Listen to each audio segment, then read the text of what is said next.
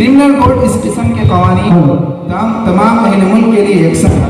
इसमें किसी नौइयत की तफरीक, नस्ल और मजहब की बुनियाद पर अज़रुए दस्तूर नहीं की गई। सिविल कोड के दायरे में वो कोड आते हैं जिनका ताल्लुक माशरती, तमद्दुनी और मामलती मसले से है। इस किस्म के बेशतर कवानीन भी तमाम अहल मुल्क के लिए यकसा हैं। अलबत्ता इस किस्म का एक हिस्सा जिसे परसनल्ला कहते हैं, मुल्क की बाज़ अक़लियतों को जिनमें मुसलमान भी हैं उनके मज़ाहिब के लिहाज से कुछ खुसूसी शोबों में अलग मजहबी कवानीन पर अमल करने का इख्तियार दिया गया है। इसी को परसनल्ला की आज़ादी का नाम दिया जाता है। इसी के तहत मुसलमानों को यह इख्तियार दिया गया है कि निकाह, तलाक, ईला, ज़िहार, लिआन, खुला, फस्ख़ निकाह, इद्दत, नफ़क़ा, वरासत, वसीयत, हिबा, विलायत, रज़ाअत, हज़ानत और वक़्फ़ से मुताल्लिक़ मुक़द्दमात अगर सरकारी अदालत में दायर किए जाएँ और दोनों फरीक मुसलमान हो तो सरकारी अदालत इस्लामी शरीयत के मुताबिक ही मज़कूरा मामलात में फैसला करेंगे। इन्हीं कवानीन के मजमूए को मुस्लिम परसनल्ला कहलाता है। सन 1937 से पहले एक वाक़या पेश आया कि एक लड़की ने अपने बाप की मीरास के लिए अदालत में मुकदमा दायर किया कि मेरे भाई ने मुझे बाप की मीरास से महरूम कर दिया, जबकि इस्लाम में बहन को भाई का निस्फ हिस्सा मिलता है। इस पर भाई ने अदालत में बयान दिया कि हम नस्ली तौर पर फला हिंदू कौम से हैं जिसमें लड़कियों को बाप की मीरास से हिस्सा नहीं मिलता। यही रिवाज हमारे ख़ानदानों में चला आ रहा है और बरतानवी कानून में ये रिवाज को बड़ी अहमियत हासिल थी, इसलिए लड़के के हक में फैसला कर दिया गया।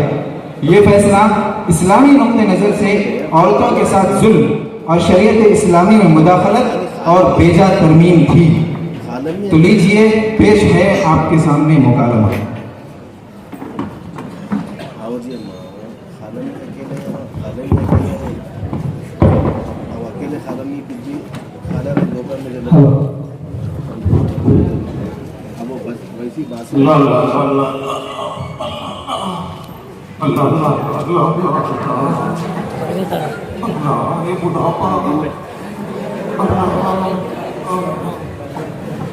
क्या कर रहे हो भाई?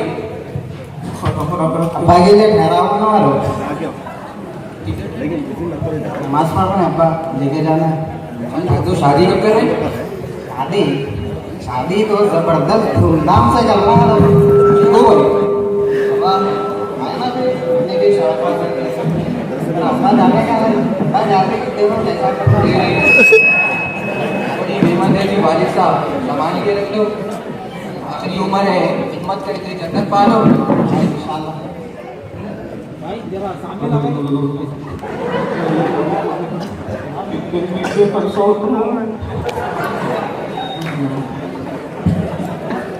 अरे बार बीच में आ रहे, क्या टकला भी आ रहा है।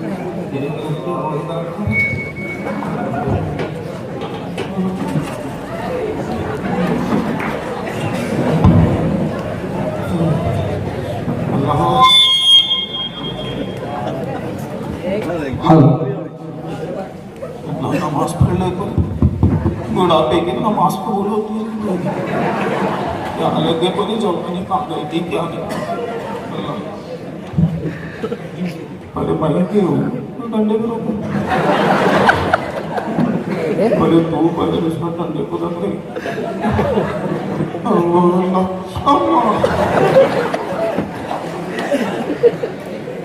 मर गई।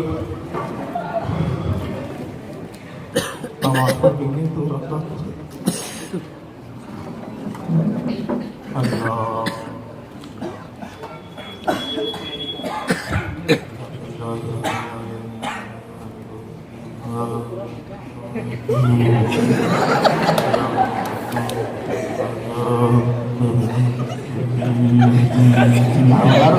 से पढ़ो नमाज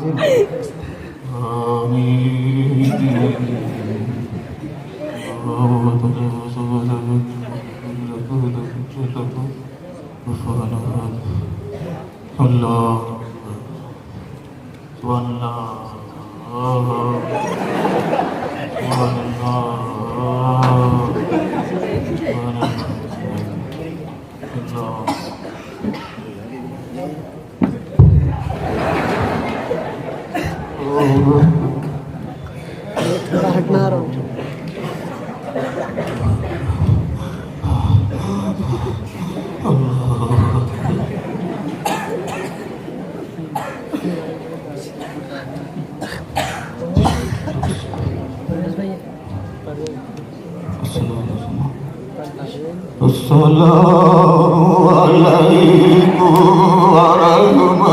warahmatullahi.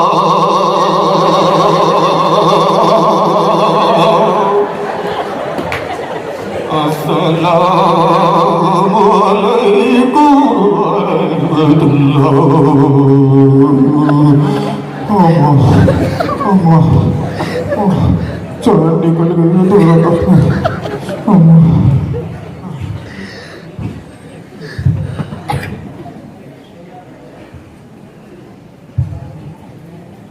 घुटने का मसला है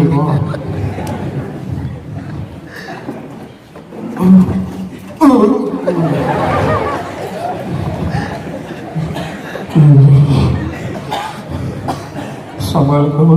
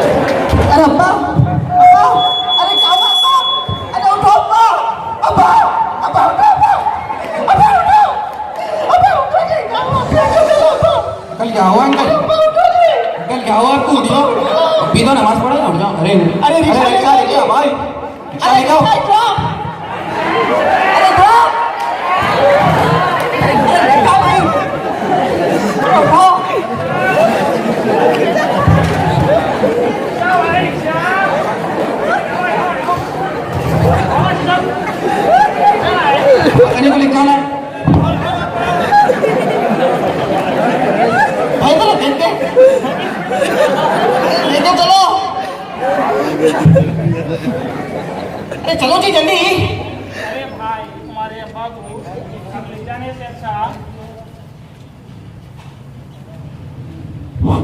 दवाखाने को ले जाने से अच्छा घर को लेके जाओ।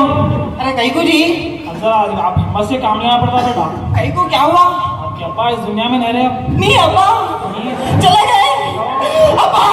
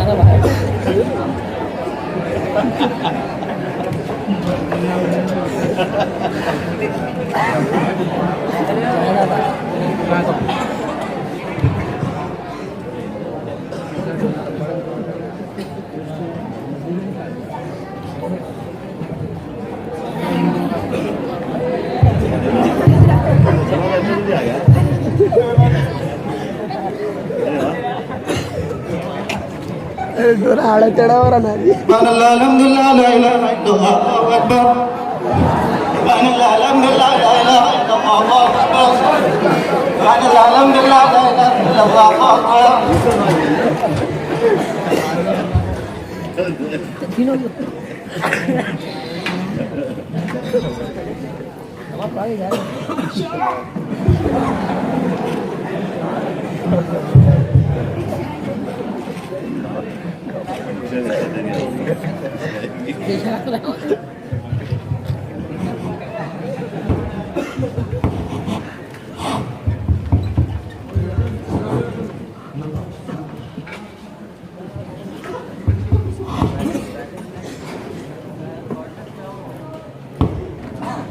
चलो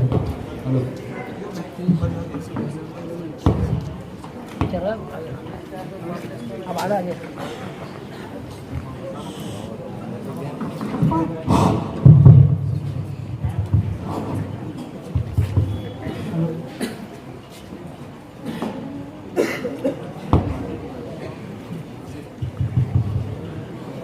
पापा जब से हमारे बाबा मर गए उसके बाद से खाना पीना पूरा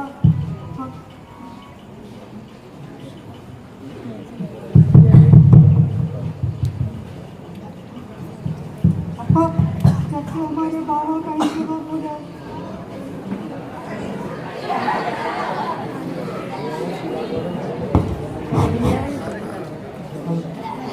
पापा जब से हमारे बाबा का इंतकाल हो गया उसके बाद से घर में राशन सब खत्म हो गया हमारे बाबा तो भी रहता था पापा जब से हमारे बाबा का इंतकाल हो गया उसके बाद से घर में राशन खत्म पैसे खत्म सब खत्म हो गए बाबा तो भी रहता हमारे बच्चों भी देख लेते थे अच्छा रहते थे हम सुकून से बाबा मरने के बाद सब खत्म हो गया मेरी जिंदगी अधूरी हो गई मेरे को मेरे शोर भी ऐसे बोले घर में खाते सोते कुछ काम ही न करते या औलाद तो बिल्कुल जला जला के खा गए ये जिंदगी में जीने से अच्छा मर जाने से अच्छा है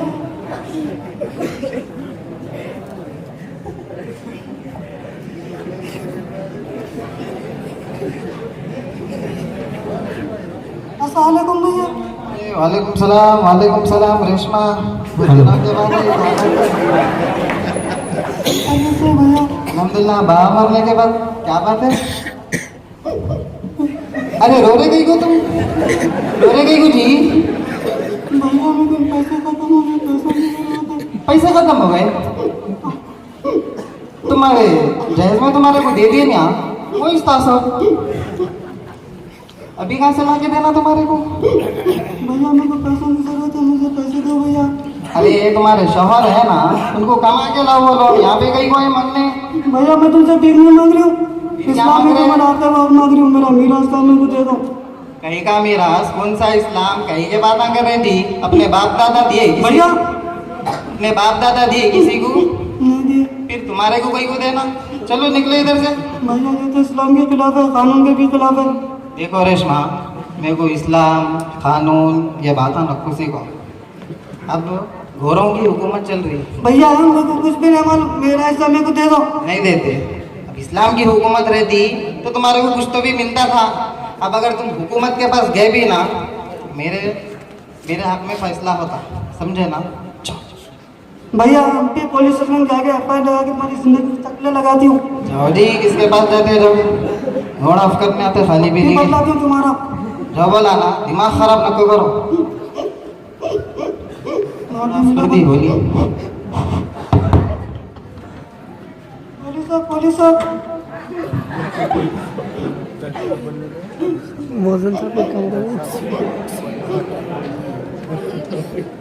वकील साहब आवाज ही कौन है रो रहे हो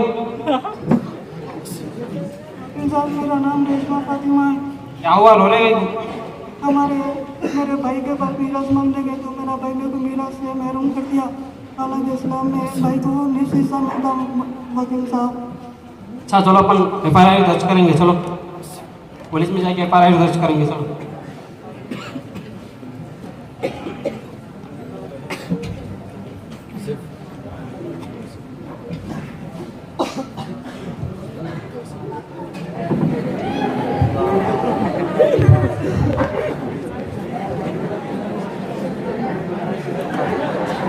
ये रेशमा के घर में उनके वालिद साहब का इंतकाल हो चुका है और उनके भाई ने उनको मीरास से महरूम रखा है हमारे पास एफआईआर दर्ज कराने के लिए आए हैं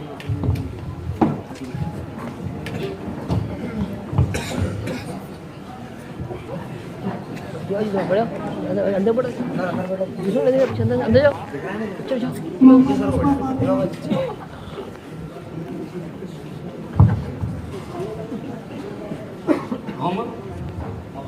आए दीजिए वकील साहब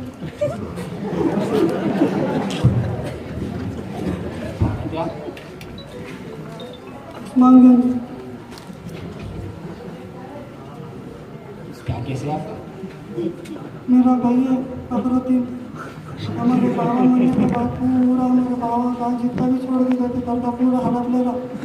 मैं जाके मम्मी को कुछ भी नहीं देती बोला।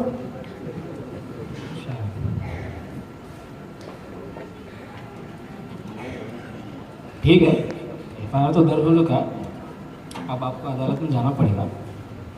ठीक है।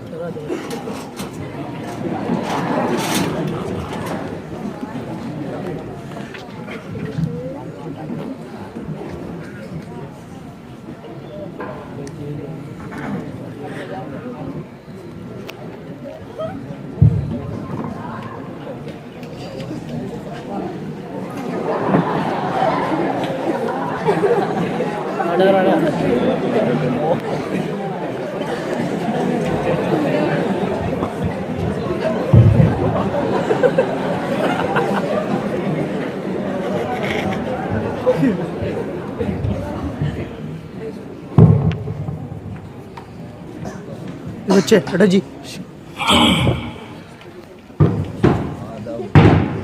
बाअदब बामुलाहिजा होशियार निगाह रूबरू जज्बा तशरीफ ला रहे हैं।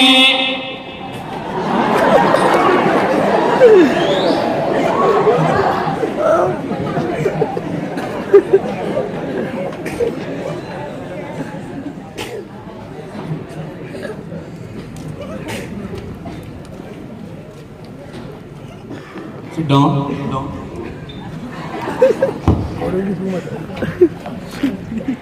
Okay, permission granted. अदालत की कार्रवाई शुरू की जाए। अदालत की कार्रवाई शुरू करने से पहले मैं चाहता हूं कि मुलजिम को कटहरे में बुलाया जाए। Permission granted. इजाज़त दी जाती है।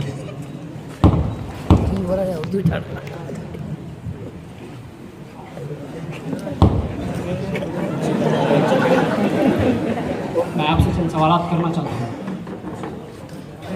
आपका नाम क्या है? क्या आपके वालिद साहब का इंतकाल हो चुका है? तो फिर आपने अपनी बहन को मीरास का हक दे दिया? जज साहब, अभी आपने सुन लिया कि मेरी मुवक्किला को उसके भाई ने अपनी बहन अपनी मीरास में से महरूम रखा है।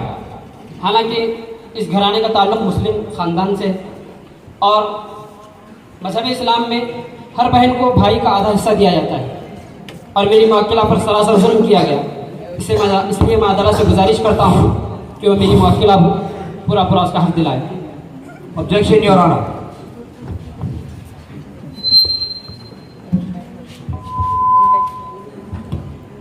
Permission granted. मैं अपनी बात शुरू करने से पहले मैं मोहतरमा से चंद सवालात करना चाहता हूँ। इजाज़त दी जाती है।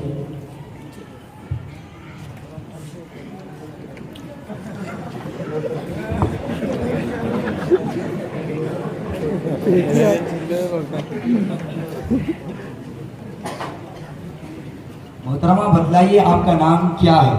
मेरा नाम रेशमा फातिमा। देखिए घबराइए मत, अपना पूरा नाम बतलाइए। मेरा नाम Mohammad Reshma Fatima.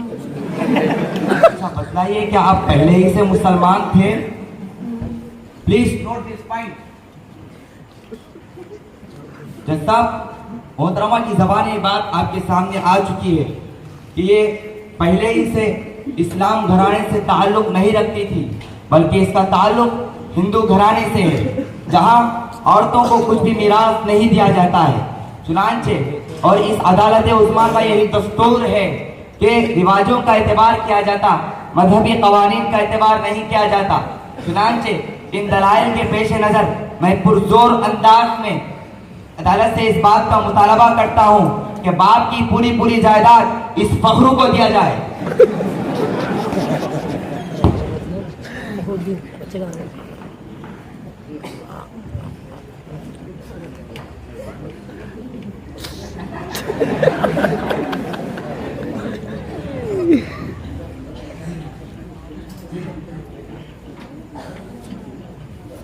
range maker of my challenge.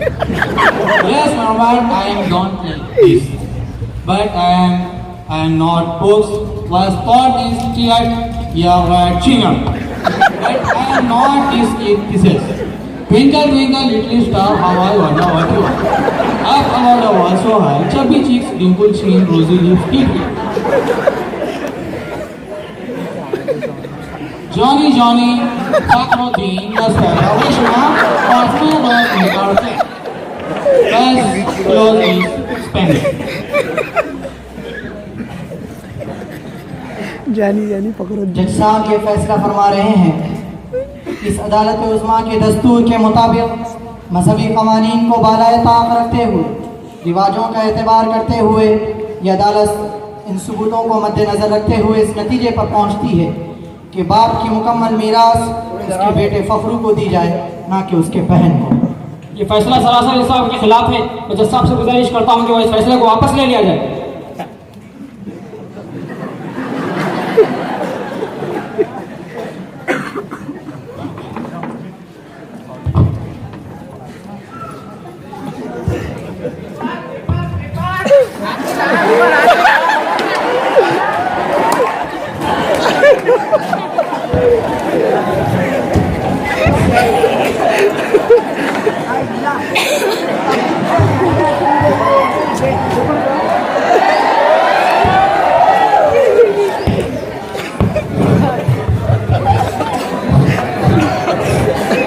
सामाईन मोहतरम, अखबारात के अंदर जो ये खबर छपी और उलमा ने इसको पढ़ा तो अवाम के दरमियान खलबली मच गई और फिर उलमा और दानिश्वरों ने मुश्तरका जद्दोजहद की, इस फैसले के खिलाफ आवाज़ को बुलंद किया और एक मीटिंग कायम की, जिस मीटिंग में अबुल महासिन सज्जाद साहब, हुसैन अहमद मदनी, हकीमुल उम्मत मौलाना अशरफ अली थानवी और मुफ्ती किफ़ायतुल्लाह साहब रहमहुमुल्लाह मौजूद थे।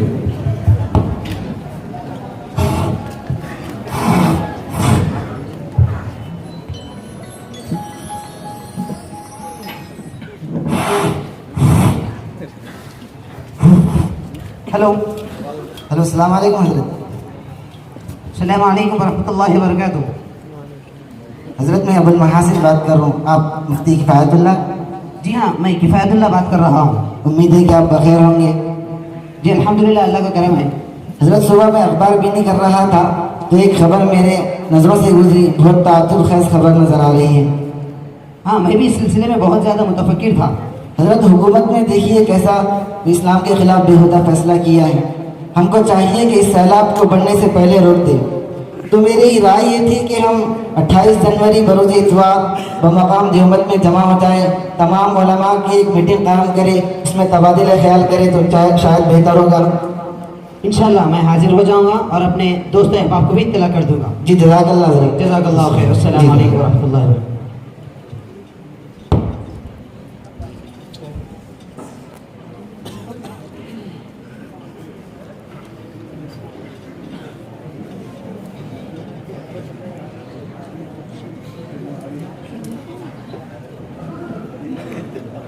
अच्छा आगे मानो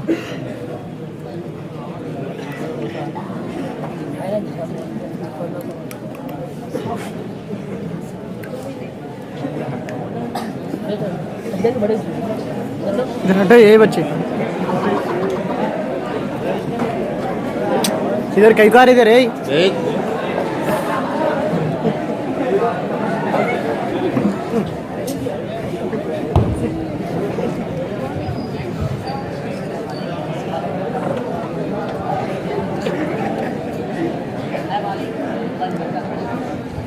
ये अब्दुर्रहमान इधर हटो ना, हटो पीछे, हटो पीछे बैठे हुए। मैं भी हटा रहा हूँ, आगे बढ़ती जा रही है।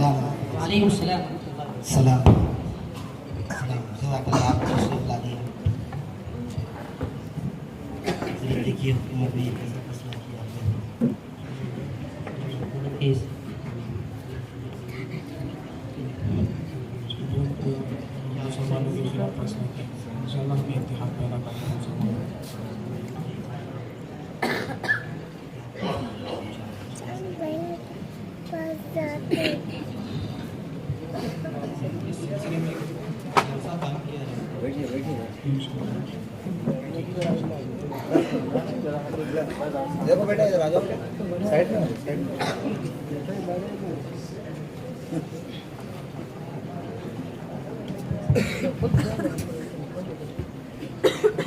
बरतानवी अदालत ने जो फैसला किया है, यह फैसला इस्लामी नुक्ते नज़र से औरतों के साथ सरासर जुल्म और शरीयत इस्लामी में बेजा तरमीम है। हम शरीयत एप्लीकेशन एक्ट के ज़रिए से तमाम उलमा व सरबराहान के इत्तेफाक से ये बात तय की गई है कि सुप्रीम कोर्ट के मीरास के मुतालिक हालिया फैसले के ख़िलाफ़ हम दोबारा फुल बेंच में अपील करेंगे और मुसलमानों के हक़ को वसूल करेंगे और हुकूमत को झुकाकर दम लेंगे इंशाअल्लाह।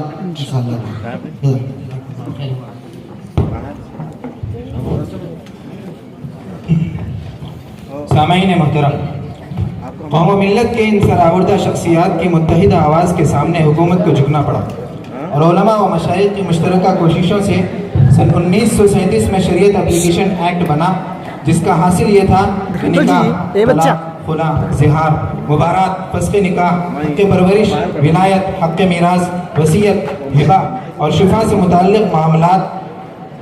मुताल्लिक़ मामलात में अगर दोनों फरीक मुसलमान हो तो शरीयत मुहम्मदी के मुताबिक उनका फैसला होगा, खा उर्फ़ रिवाज कुछ भी हो। शरीयत एप्लीकेशन एक्ट बन गया। फिर सन 1947 में उलमा की जहदी मुसलसल से हिंदुस्तान आज़ाद हो गया और लोग पुरजोर तरीक़े से आज़ादी का जश्न मनाने लगे। फिर 1950 में पार्लियामेंट में अम्बेडकर ने दस्तूर हिंद को पेश किया। इस मुल्क का जो दस्तूर जमहूरी करार पाया, उसमें इस बात की आज़ादी थी कि हर शख्स को, हर कौम, हर तबके को मजहबी व तहजीबी आज़ादी होगी और हिंदुस्तान के दस्तूर में अक़ीदे व ज़मीर की आज़ादी मुस्लिम पर्सनल्ला के तहफ़्फ़ुज़ की ज़मानत देती है। लेकिन बदकिस्मती से हिंदुस्तान के एक रहनुमा ने दस्तूर में दफ़ा 44 के तहत यकसा सिविल कोड से मुताल्लिक़ बात रखी थी, बल्कि यूँ कहा जाए कि एक शोशा छोड़ दिया था। फिर दस्तूर के निफाज के कुछ ही सालों बाद यकसा सिविल कोड की बात उठने लगी और यकसा सिविल कोड नाफिज करने के दर पे हो गए। अब एक सवाल है कि यकसा सिविल कोड क्या है? मुल्क के तमाम शहरियों के लिए एक ही माशरती कानून नाफिज करना यकसा सिविल कोड कहलाता है। जाहिर है कि अगर यकसा सिविल कोड पर अमल होता है तो कुरान करीम की बहुत सी आयतों और अहादीस के एक ज़ख़ीरे से जबरन मुसलमानों को महरूम होना पड़ेगा। मौलाना आली मियां नदवी रहमतुल्लाह अलैह ने लिखा है कि ऐसी 40 आयतें और सैकड़ों अहादीस हैं जिससे मुसलमानों को दस्तबरदार होना पड़ेगा, जबकि मुसलमान एक आयत से भी दस्तबरदार नहीं हो सकते हैं। फिर उसके बाद सन 1972 में पार्लियामेंट में गोखले साहब की तकरीर हुई। उस तकरीर का हासिल और पार्लियामेंट में बैठे लोगों का मकसद मुतबन्ना बिल को पास कराना था। फिर क्या हुआ? इस बिल को पास कर दिया गया कि मुंह बोले बेटे को हकीकी औलाद का दर्जा दिया जाए। जब ये बिल पास हुआ तो उलमाए कराम और हिंदुस्तानी मुसलमानों को बेचैन कर दिया। ये मुस्लिम पर्सनल्ला पर पहला हमला था। यहीं से यकसा सिविल कोड के निफाज की इब्तिदा शुरू होती है। इस नाजुक और मुश्किल हालात में जिस इदारे और तहरीक ने सबसे पहले कदम उठाया और हिंदुस्तान की जिस दर्दमंद और होशमंद शख्सियत ने सबसे आगे बढ़कर अपना रहनुमायाना फरीज़ा अंजाम दिया, वो इमारत शरिया के मीर कारवां मौलाना मिन्नतुल्लाह रहमानी साहब थे। उन्होंने 28 जुलाई सन 1963 को अंजुमन इस्लामिया हाल में एक कन्वेंशन मुनाकिद किया और हुकूमत को मुस्लिम पर्सनल्ला में तब्दीली न करने का सख्त इंतबाह किया। इस सिलसिले की दूसरी बड़ी कोशिश बर्रे सगीर की मशहूर दीनी दरसगाह और मिल्लत इस्लामिया की भरपूर क़ियादत करने वाली दीनी तालीमगाह दारुल देवबंद ने अपने खुदातरस मुहतमिन हकीमुल इस्लाम हज़रत मौलाना कारी तैयब साहब रहमतुल्लाह अलैह की सरपरस्ती में अंजाम दिया और एक मुअस्सिर इजलास दारुल के अहाते में 13-14 मार्च सन 1972 को मुनाकिद किया गया। इस इजलास में मौलाना मिन्नतुल्लाह रहमानी ने हुकूमत के बदलते तेवर और मुस्तक़बिल के ख़तरात से लोगों को वाकिफ़ कराया। इस इजलास में कई अहम फैसले भी किए गए। उसमें एक फैसला यह था कि मुंबई में एक अज़ीमुश्शान कन्वेंशन मुनाकिद किया जाए। चुनांचे 28 दिसंबर सन 1972 को मुंबई के महाराष्ट्र कॉलेज में एक ज़बरदस्त और मुअस्सिर कन्वेंशन का इनकाद हुआ, जिसमें मुल्क के तमाम अहम मकातिब फ़िक्र के उलमा, मिली दानिश्वरों और समाजी कारकुनों ने मिली गैरत व हमीयत और अजीम इत्तेहाद का सबूत देकर इस इजलास को कामयाब बनाया। इसी इजलास में मुस्लिम पर्सनल्ला बोर्ड का क़याम अमल में आया। और कारी तैयब साहब रहमतुल्लाह अलैह बोर्ड के पहले सदर और मिन्नतुल्लाह साहब रहमतुल्लाह अलैह पहले जनरल सेक्रेटरी मुंतखब हुए। और हुकूमत से मुतालबा किया गया कि मुसलमानों को मुतबन्ना बिल से मुस्तस्ना कर दिया जाए।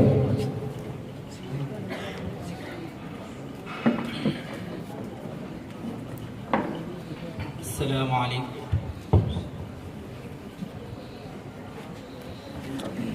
हुकूमत ने जो फैसला किया है वो नहायत ही शरीयत के ख़िलाफ़ है और कुछ साल कबल 1950 में यकसा सिविल कोड के निफाज का मशवरा और हालिया मुतवन्ना बिल 1957 में पार्लियामेंट में पास किया गया। अगर ऐसा ही किया जाता रहा तो पूरी शरीयत तब्दील हो जाएगी।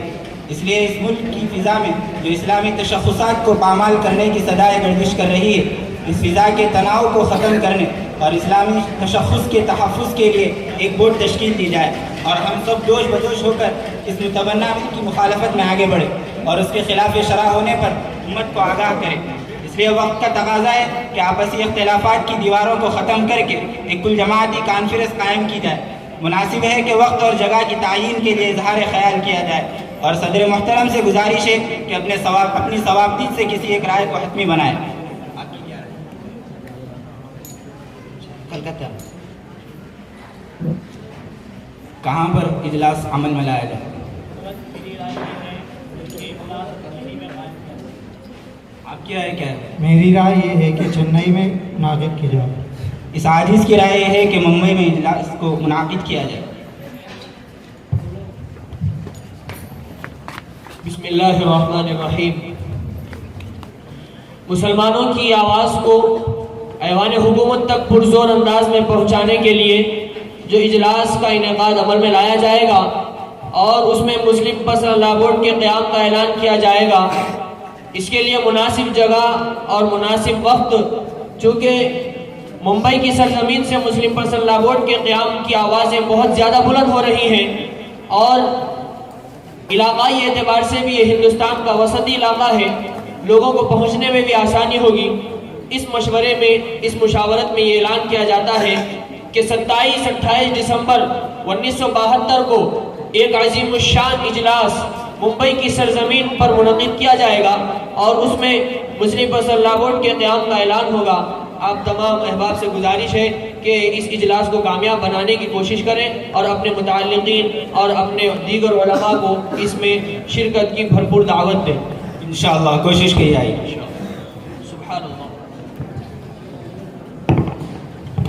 13-14 मार्च सन 1972 को दारुल के अहाते में इस इजलास के मुनाकिद होने के बाद 28 दिसंबर सन 1972 को मुंबई के महाराष्ट्र कॉलेज में एक ज़बरदस्त और मुअस्सिर कन्वेंशन का इनेकाद हुआ, जिसमें मुल्क के तमाम अहम मकातब के उलमा और मिली दानिश्वरों और समाजी कारकुनों ने मिली गैरत व हमीयत और अजीम इत्तेहाद का सबूत देकर इस इजलास को कामयाब बनाया।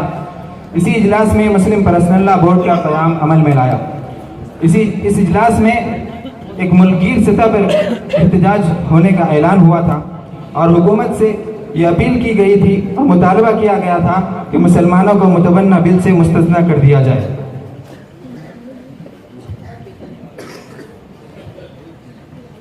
तो लीजिए इस इजलास की तमसील पेश खिदमत।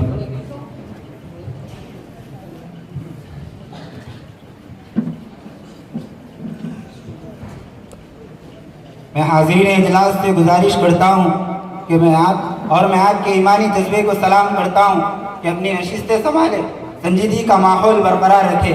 हमारा जमा होना ज़ाती मफाद के लिए नहीं बल्कि शरीयत मोहम्मदी के तहफ़्फ़ुज़ के लिए है और कुछ ही लम्हों में शहनशी पर हमारे अकाबिर उलमा रहनुमा होंगे जिनकी हिदायत को हमें बगौर सुनना है। सदर मोहतरम हज़रत हकीमुल इस्लाम साहब से गुजारिश है कि वो स्टेज पर तशरीफ़ लाए।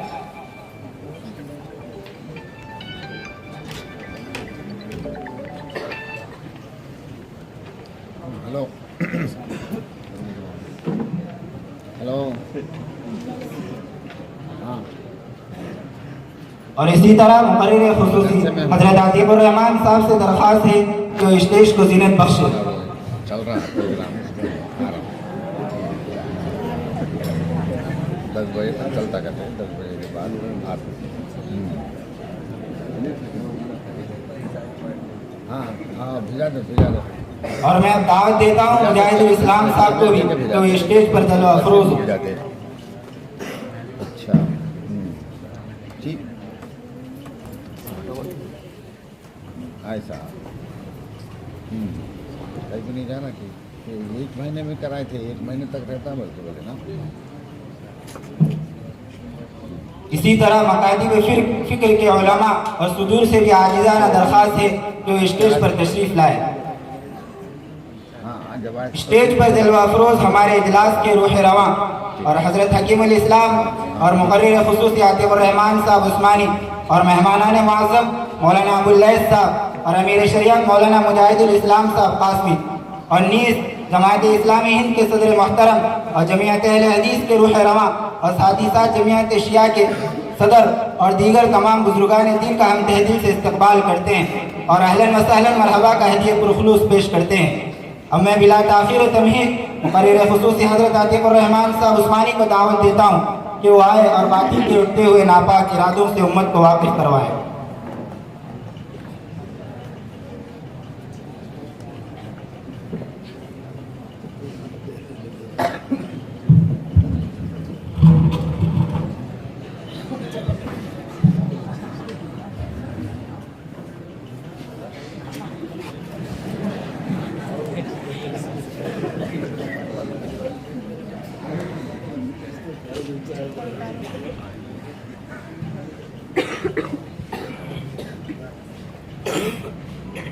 नहमदुहु व नुसल्ली अला रसूलिहिल करीम, अम्मा बाद, अऊज़ु बिल्लाहि मिनश शैतानिर रजीम, बिस्मिल्लाहिर रहमानिर रहीम, अल-यौम अकमलतु लकुम दीनकुम व अतममतु अलैकुम निअमती व रज़ीतु लकुमुल इस्लाम दीना।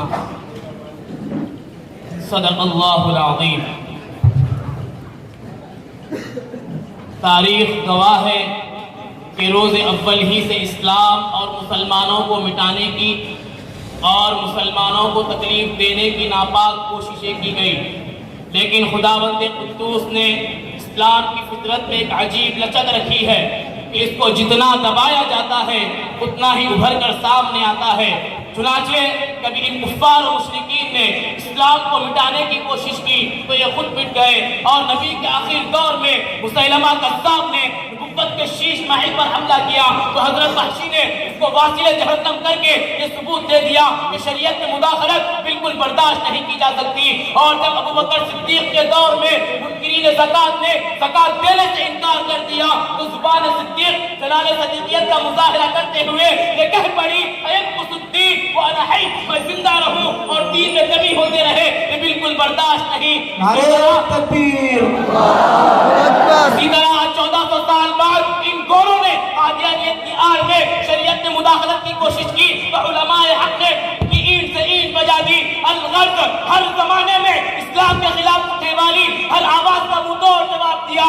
अभी चंद रोज कब्ल ये मुतबन्ना जो बिल पास किया गया ये सरासर इस्लाम और शरीयत के खिलाफ है।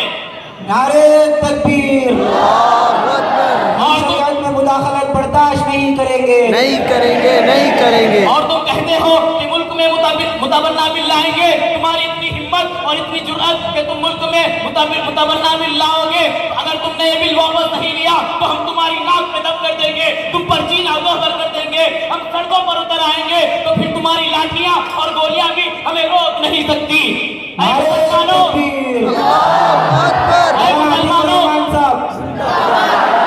मुसलमानों, मैं तुमसे कह रहा हूँ तुम्हारी शरीयत में दखल अंदाजी की जा रही है और तुम खामोश तमाशा बने बैठे हो, और तुम पर जालिमाना कानून लागू किया जा रहा है और तुम हाथ पर हाथ करे बैठे हो। तुम उठ खड़े क्यों नहीं होते? तुम्हारे खून में गर्मी क्यों पैदा नहीं होती? तुम सराबा एहतजाज क्यों नहीं हो जाते? सुनो ऐ मुसलमानों, अगर तुम्हारा यही हाल रहा तो तुम मिटा दिए जाओगे, बीस तो नाबूद कर दिए जाओगे। ऐसे काम नहीं चलेगा, बल्कि तुम्हें अपनी जानों की परवाह किए बगैर निकलना होगा और दुश्मनान इस्लाम को मजा चलाना होगा। लिहाजा तुम वोट की आवाज पर लब्बैक कहोगे या नहीं कहोगे? जब कभी तुम्हारी जरूरत शरीयत के खातिर पेश आएगी तो तुम अपने आप को पेश करोगे या नहीं करोगे? पेश करेंगे। फना फिल्लाह की तह में ही बका राज मुज़मर है, इसे मरना नहीं आता, उसे जीना नहीं आता, वमा अलैना इल्लल बलाग। जज़ाकल्लाहु खैरा।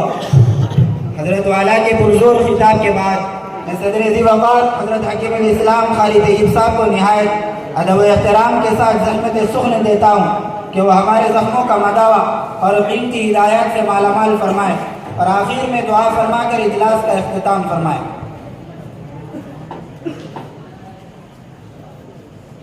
नहमदुहु व नुसल्ली व नुसल्लिम अला रसूलिल करीम, अम्मा बाद, फ़अऊज़ु बिल्लाहि मिनश शैतानिर रजीम, बिस्मिल्लाहिर रहमानिर रहीम।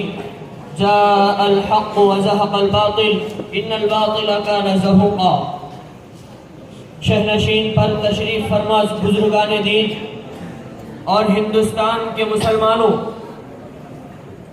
आपको ये बात मालूम होनी चाहिए कि ये हिंदुस्तान एक जमहूरी मुल्क है। इस मुल्क की मिट्टी में हमारे अकाबिर और अस्लाफ का खून शामिल है। इस मुल्क में रहने को हमने सिर्फ इसलिए इख्तियार किया है कि यहाँ पर हमारे दीन और ईमान का तहफ़्फ़ुज़ है।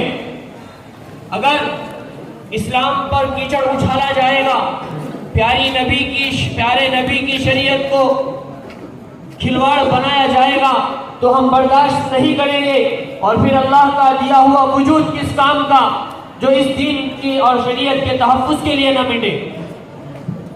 अगर इस इस्लाम को इसी तरह खेल के मैदान में लाया जाएगा और फुटबॉल की तरह मारा पीटा जाएगा और शरीयत में और शरीयत के अहकाम में मुदाखलत की जाएगी, तो सुन लो, हम कानूनी एतबार से भी लड़ेंगे और वक्त आने पर अपनी जानों का कीमती नजराना भी पेश कर देंगे। नारे तकबीर। इसी मकसद के तहत और शरीयत में मुदाखलत करते हुए जो मुतबन्ना बिल पास किया गया है, उसकी मुखालिफत में एक मुल्कगीर एहतजाज 21 मार्च सुबह 10 बजे पूरे हिंदुस्तान से निकाला जाएगा और उसमें हुकूमत को बतला दिया जाएगा कि मुसलमान अपने पेट पर पत्थर तो बांध सकते हैं, फाकाकशी की जिंदगी गुजार सकते हैं, लेकिन शरीयत पर एक हद भी आने नहीं देंगे। क्या आप सब लोग इसमें शिरकत करेंगे? शिरकत करेंगे इंशाअल्लाह। आप तमाम हजरात से गुजारिश है कि इस एहतजाज को कामयाब बनाने की कोशिश करें और सुन लें कि मुस्लिम पर्सनल लॉ बोर्ड के मंच से और इस स्टेज से जो भी ऐलान किया जाए और जो भी अपील की जाए, आप तमाम हजरात इस पर बखूबी अमल करें और इसको अपनी ज़िंदगी में लाने की कोशिश करें। मुस्लिम पर्सनल लॉ बोर्ड, हम इन तमाम बुजुर्गान दीन का तहे दिल से शुक्रिया अदा करते हैं कि इन्होंने हमारी अमीर दावत पर लब्बैक कहा और आज हमारा मुंबई के इस मैदान में कसीर तादाद में जमा होना और ताहत निगाह सरों का समंदर इस बात का खुला सबूत है कि हमारा ज़मीर अभी जिंदा है और हम शरीयत मोहम्मदिया पर मिटने के लिए तैयार हैं। और हम उम्मीद करते हैं कि 21 मार्च बरोज़ चारशंबा सुबह 10 बजे मुल्कीर सतह पर होने वाले एहतजाज में मुल्कीर गोशे गोशे, शहर शहर, कस्बे कस्बे, बल्कि गली गली इस आवाज़ को बुलंद करेंगे कि शरीयत में मुदाखलत बर्दाश्त नहीं, शरीयत में मुदाखलत बर्दाश्त नहीं। क्या आप सब लोग इसके लिए तैयार हैं? सुब्हानअल्लाह व बिहम्दिही सुब्हानअल्लाह। इसी इजलास में एक एहतजाज मुल्कीर सतह पर होने का ऐलान हुआ, जिस एहतजाज में हर गली और हर शहर से चप्पे चप्पे से एहतजाज हुआ था कि हम शरीयत में मुदाखलत बर्दाश्त नहीं करेंगे।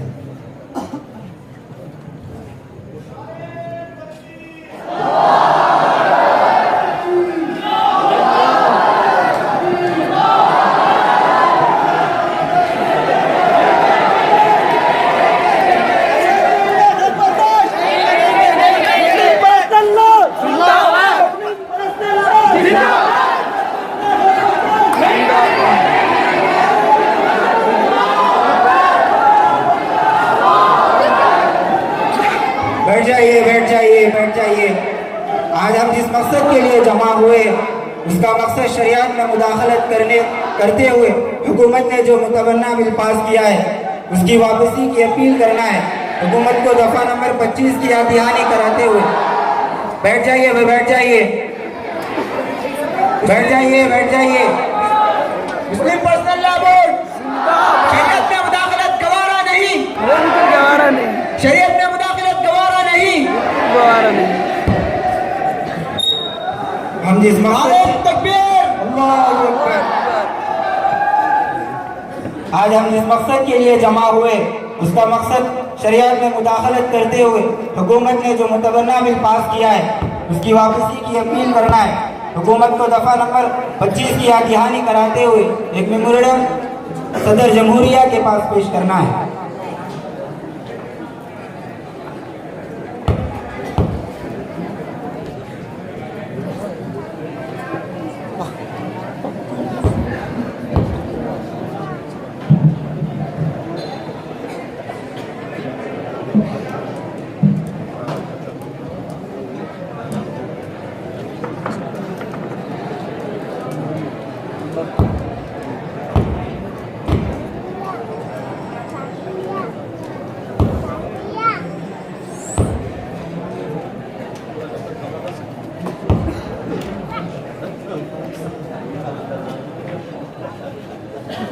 और मुस्लिम पर्सनल लॉ बोर्ड की जद्दोजहद ने हुकूमत को मजबूर किया कि इस कानून पर राय आम्मा हासिल करने के लिए पार्लियामेंट की जॉइंट सिलेक्ट कमेटी के हवाले कर दे। बिलाखिर 19 जुलाई सन 1978 को जनता हुकूमत ने मुसलमानों के मुत्तफ़क़ा मुतालबे को तस्लीम करते हुए बिल वापस ले लिया और वज़ीर क़ानून ने पार्लियामेंट में यह ऐलान किया कि इस्लामी फ़िक़्ह मुतबन्ना को विरासती हुकूक नहीं देती, इसलिए इस बिल को वापस ले लिया जाता है। बाद में फिर 1980 में कांग्रेस ने दोबारा इस बिल को पार्लियामेंट में पेश किया, लेकिन मुस्लिम पर्सनल लॉ बोर्ड की जद्दोजहद से मुसलमानों को कानून तबनीयत से मुस्तस्ना कर दिया गया। उसके बाद चंद सालों तक मुस्लिम पर्सनल लॉ पर कोई काबिल ज़िक्र हमला नहीं हुआ और बोर्ड अपनी कौमी मिली खिदमात में पूरी लगन और जस्तजू के साथ सरगर्म रही। लेकिन जब सन 1985 का साल शुरू हुआ तो सुप्रीम कोर्ट के एक फैसले ने मुस्लिम पर्सनल लॉ बोर्ड के अराकीन में खलबली मचा दी। वो फैसला शाहबानू केस का था। शाहबानू केस ये नफ़क़े के सिलसिले में था, जिसमें शौहर मोहम्मद अहमद ख़ान ने उनकी बीवी शाहबानू को इद्दत के मुकम्मल हो जाने के बाद नफ़क़ा देने से इनकार कर दिया था। फिर अदालत ने शरीयत के ख़िलाफ़ फ़ैसला किया। ये फ़ैसला भी शरीयत में मुदाखलत थी। इसी ज़िम्न का एक फ़ैसला सन 2015 का है और वो फैसला 3 तलाक़ को कलआदम करार दिए जाने का था, जिस फैसले का सबब काशीपुर की रहने वाली सायरा बानो थी, जिसकी तफसील बितफसील पेशे खिदमत है।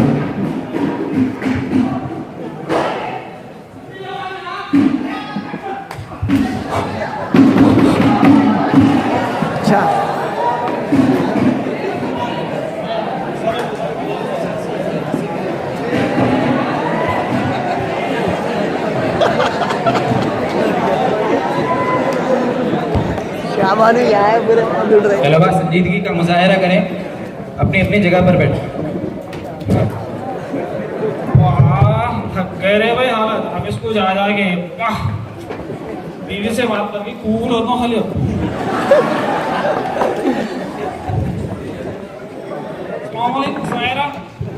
वालेकुम सलाम। क्या हुआ?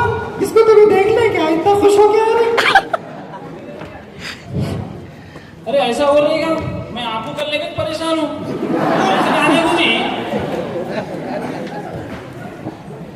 बच्चे आमिर उतर मेरे से बात मत करो। कहीं कोई था बोलिए ना, मत करो बोल के। मैं तुम्हारे से खाने की चीज लाया जी। खाने को लाए? क्या हुआ, कहीं को ला रहे वो तो बोलो। अरे कितने बार बोला तुम्हारे को? क्या बोले? जर्रा बोलना था, चांद तारे तोड़ के लाऊं, क्या बोलोगे? अरे चांद तारे तोड़ के लाते, पहले घर बदलो, वहां लगाएंगे चांद तारे। मैं कितने बार बोली, 1 महीने से बोली यार नहीं रहेंगे जी, नहीं रहेंगे जी, नहीं रहेंगे। तुम्हारे अम्मा पापा के साथ मैं नहीं रहेंगी, बताओ कितने बार बोलना। ठीक है जानू, ठीक है, तुम खाना तो खा लो, बस ये बात कर ले तुम। जल्दी बात करके करते ना तुम कैसा भी खा लो। देखो कैसा भी करना, तुम बोल रहे बोल के जा रही हो, मैं तो नहीं खाती थी। मैं खाओ खाओ खाओ, कर दो मैं उसे रहा दो।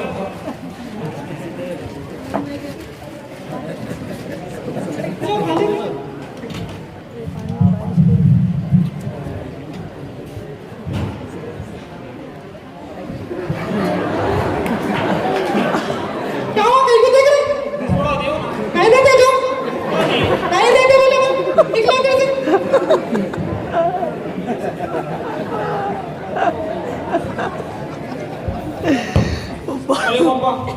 वालेकुम सलाम बेटा, खैरियत?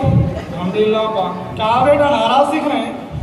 आपको मालूम है ना अब्बा, शादी कर लिया 6 महीने में ही मेरी पूरी वाट लगा दी मेरी बीवी। ऐसा क्या हुआ बेटा? घर बदलेंगे बोल रही अब्बा, समझ में आ रहा हूँ क्या करूँ। आप जैसा बोले वैसा करता हूँ मैं। देखो बेटा, हमारी ख्वाहिश तो ये है हमारी नजरों के सामने रहो, तुम्हारे ऊपर तुम्हारे बीवी के हुकूक भी है। अगर शरीयत किसी बात पे इजाजत दे रही तो फौरी इंतजाम कर लो बेटा। ठीक है अब्बा, आप जैसा बोले वैसा करता हूँ मैं। बेटा इधर आओ। बोलो अब्बा। एक बात बोलना था तुम्हारे से। बोलो अब्बा। आपसे बोलेंगे समझा लेकिन भूल गया। बेटा तुम्हारी हालत देखा मैं, तुम कैसे हैं यहाँ सब लोगों को मालूम है। इतना शरीफ की नक्को बनो बेटा। थोड़ी देर अब्बा। हाँ जाओ। चलो जी चलो, हमारे अब्बा से बात कर लिया, हम घर बदलेंगे। चलो अच्छा करें। चलो सामान।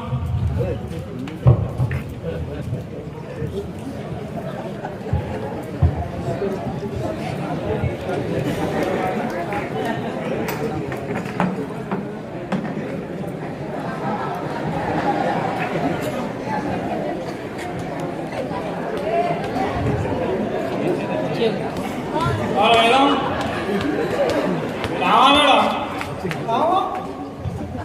क्या करना है बोले तो दे दो बेटा। मैं अपने पैसे लिया, पर हमें से लड़ो बेटा। प्लीज दे पैसे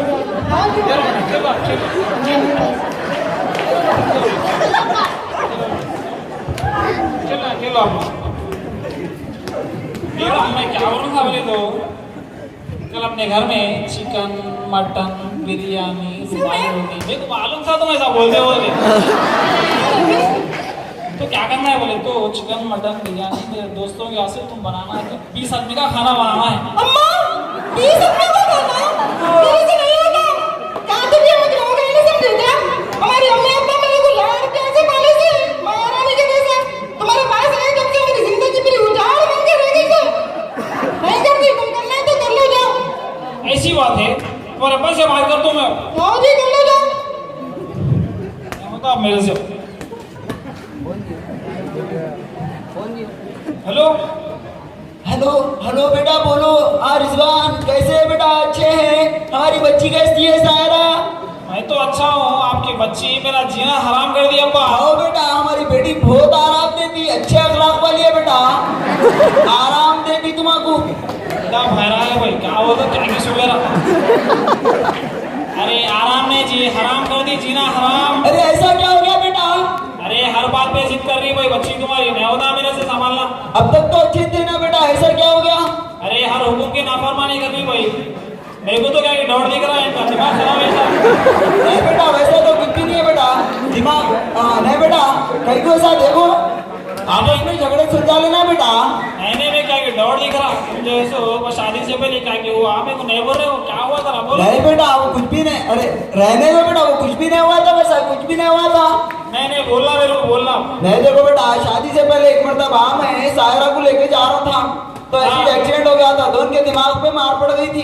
तो जब से थोड़ा हटे में चाले करते थे बेटा, तो उनकी अम्मी सायरा की अम्मी जो है ना, रोजाना तो नींद के गोलियां देके सुला देते थे। तो सुबह हाँ बेटा 2 देके सुला दे तो सुबह से अच्छे हो जाते थे उन्होंने। अरे उतने मोटे हैं जी, 2 ग्राम बस होते हैं उनको। 2 बस आते, तुम भी ऐसे करो, तो नींद के गोलियां दे दो, सुबह में अच्छे हो जाते हैं उन्होंने। शायद भाई दूसरा देखो तो गोलियां क्या हो रहा है, दिशा दे मेरे को जैसे बीवी से बहुत प्यार है, उन्हें भी मेरे से प्यार करते मगर दिखाती नहीं। मेरे वास्ते घर छोड़िए, आराम की जिंदगी छोड़िए, होता भाई मेरे से गोलियां खिलाना जैसे भी संभाल लेता हूँ मैं, होता मेरे से। सायरा सुनो, अब क्या हुआ? जरा खाना तो लगा, थक गया जी मैं छुट्टी काम करके। अब्बा क्या है जी ऐसा पटक टेबलेट, इसलिए मैं घर में कांच की चीजें ले लाता, थोड़े तो बोल के। अब क्या होगा? अरे कितने बार बोली हूँ, मैं घर में नहीं रहती। चलो काशीपुर जाएंगे अपन।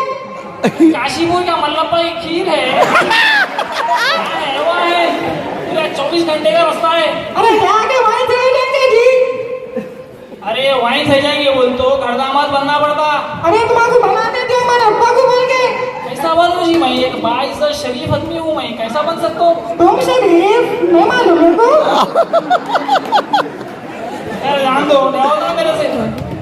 तुम्हारे से नहीं होता, मैं जाके रेडी आती हूँ। अरे रुको रुको, तुम टेंशन मत लो, मैं अपना बस ये बात कर दूँ। जल्दी बात करके बोलो। दाब क्या सुन रही, फोन कर रहा हूँ। हेलो हेलो बेटा। सलाम वालेकुम सलाम। कहिए बेटा रिजवान, हमारी बच्ची कैसी है सारा? हाँ, और हमारे जलील खलील कहाँ से कैसे है हमारे? सो बच्चे से नहीं, सो में के मेरे देखे मेरे। बेटा खिलौने नहीं दिला क्या? आखिरी शाला मार दे। अरे क्या जी, तुम भी ऐसे वाला नजर दे। नहीं बेटा, क्या तो क्यों हुआ?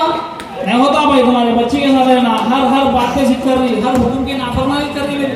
जान दो बोल के संभाल ले रहा तो खुद ही सर पे चढ़ा रही तुम्हारी बच्ची। नहीं होता मेरे से। बेटा आप परेशान न को बेटा, क्या करो मालूम, अब छुट्टियां चल रही ना बच्चों के भी, तुम क्या करो, सायरा को उनकी अम्मी भी याद कर रहे थे, अब उन ससुराल को जाके भी बहुत दिन हो गए ना, तुम क्या करो, बच्चों की भी छुट्टियां चल रही ना, उनको क्या करो अम्मी के पास भेज डालो, छुट्टियां खत्म हुए बाद में आ जाते हैं। ऐसा करे तो सही होते हो ना? हाँ बेटा हो जाते। अभी छोड़ो, अम्मी से नहीं मिले बल्कि साथ कर रही शायद। ठीक है। सुनो सायरा, आपके अब्बा बोल रहे हैं कि आपके आगे को ध्यान में ना तो काबू नहीं, काशी को आओगे और आप छोड़ोगे और बाकी जाना है अपने को रखो, बोलो तुम जाओ, मैं तुम जाओ। अरे नौकरी है। अरे चलो जी, आगे में सुकून से रह जाएंगे अपन। नहीं तुम जलील खलील जाओ, बैठ नहीं होता। चलो बोली ना, नहीं होता जाओ, समझोगे ना बात को। बच्चों को लेके चले आओ। सुई दे बेटा खलील जलील, चलो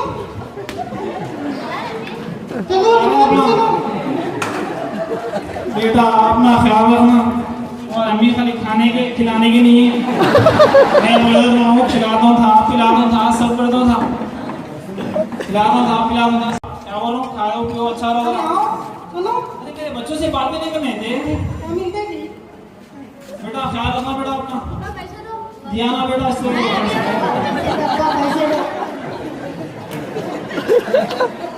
दोनों खर्चा कर 80 में है।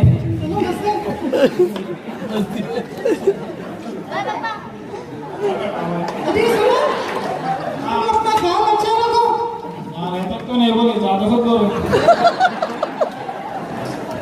पापा को डालो चले गए रे भाई, चले गए रे भाई, खाना पीना मेरे कुछ पका लेना पड़ता, नहीं होता रे भाई मेरे से। पूरा चले गए बीवी, अब मेरे कुछ संभाल लेना पड़ता, ऑफिस को जाने, खाना बनाना, उठना। वालेकुम सलाम बेटी। सायरा अच्छी है बेटा? अरे क्या हुआ बेटा? वालेकुम सलाम बेटा। वालेकुम सलाम। ऐसा पका देंगे और आता है समझ में ना। बेटा क्या हुआ बेटा? कहीं क्यों रो रही? अरे आज ही नहीं लगा मैं।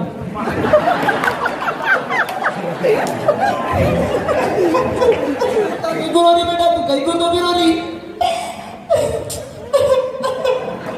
अरे नको रो बेटा, नको रो, कहीं तो भी पैसे परेशान हो गए था।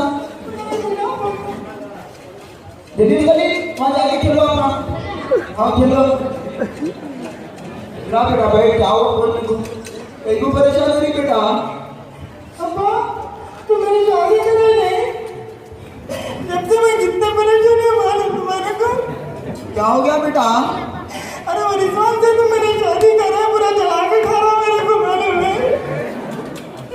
उसकी अम्मा तो हालत में निकली हुई है मालूम, जब बोले तो मेरे से कामा लगाती।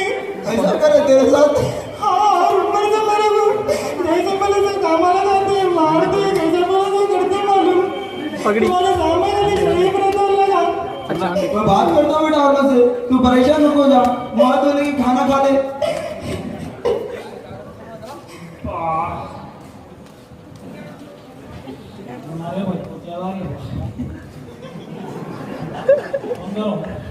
जाके एक ही मना हो रहा, फोन नहीं कुछ भी नहीं, क्या तो रातों में नींद आ रही मेरे को। हेलो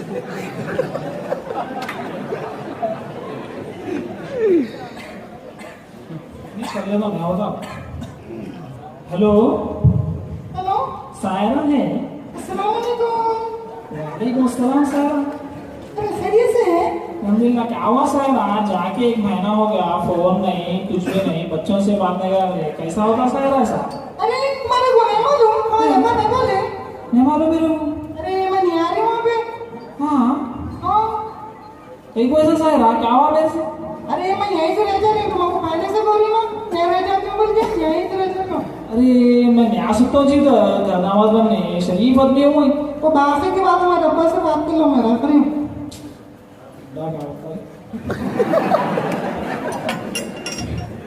हेलो हेलो वालेकुम अब्बा। वालेकुम सलाम। क्या अच्छे है? अल्हम्दुलिल्लाह। क्या हुआ, बोले नहीं दे, सायरा को दिमाग खराब नहीं कराऊंगा। देखो मेरे को मालूम हो गया, बच्ची बोलती मेरी पूरा इतना सदा मेरी बच्ची को तुम ना मालूम हो गया, तुम्हारे अम्मा जला के खा गए थे।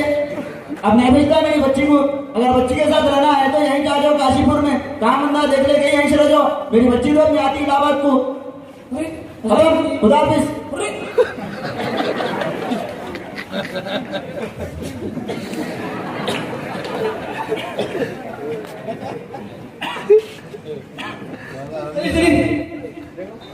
बच्चे जाने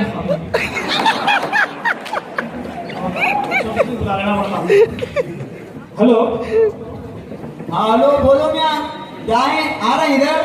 सायरा को भेजना था। सायरा यहाँ पे बोलते हैं ना, यहाँ पे सायरा। ठीक है मैं बुलाता हूँ, मैं नींद आ रही है, बच्चों को तो भेजो। बच्चों की बात कर रही, बच्चों को मैं स्टेशन पे छोड़ के 2 घंटे हो गया, तुम्हारे घर का नाते ही छूट गया वो लोग। अरे कोशिश में नहीं होगा। भाई मेरे बच्चों को देखे भाई, छोटे बच्चे जाने के लिए बताने वाले भाई मेरे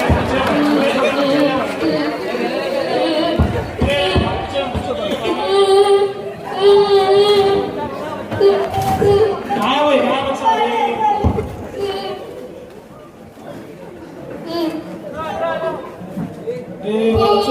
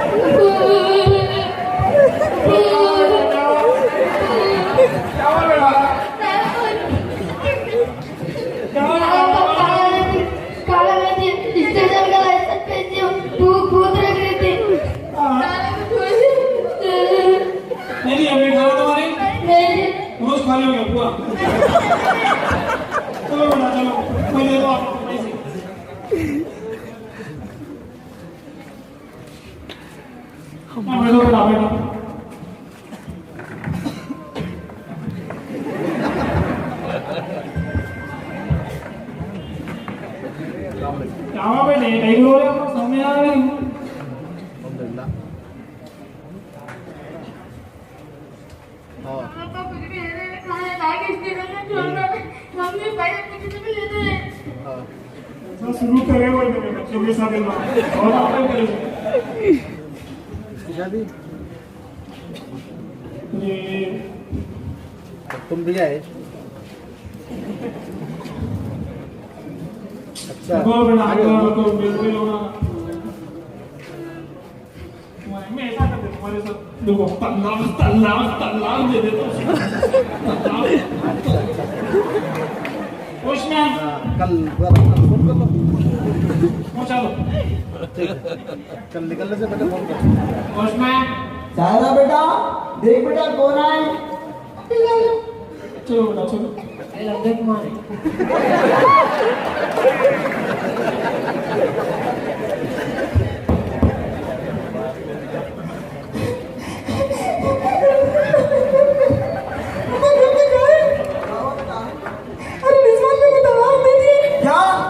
ऐसा करे लोग, अब बता दो उन लोगों का, अदालत में घसीट दो उन लोगों को, बता दो उन लोगों का। चल बेटा इधर अपन अदालत में जाके फैसला करेंगे, बच्चे छोटे छोटे।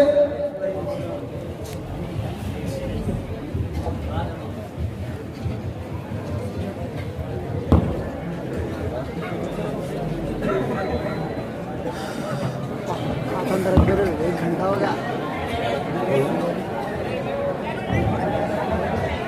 तलबा अपनी नशिस्त संभाले और संजीदगी का मुजाहरा करें।